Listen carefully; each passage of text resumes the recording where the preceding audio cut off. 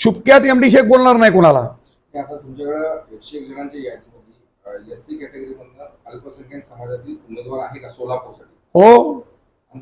तो त्या उमेदवार कोणत्या पक्षाकडनं मागणी करणार? नाही, अपक्ष उभा करणार, मुस्लिम समाज पक्ष. म्हणजे तुमचं अगोदर एक संस्था होती ऑल इंडिया मुस्लिम विकास नाही, ते सामाजिक संघटना आहे, मुस्लिम समाज पक्ष म्हणून अपक्ष लढू आणि संपूर्ण अल्पसंख्याक समाज त्यांना पाठिंबा देईल. असं म्हणता येईल का राज्यातल्या सर्व मतदारसंघात तुमची मागणी आहे?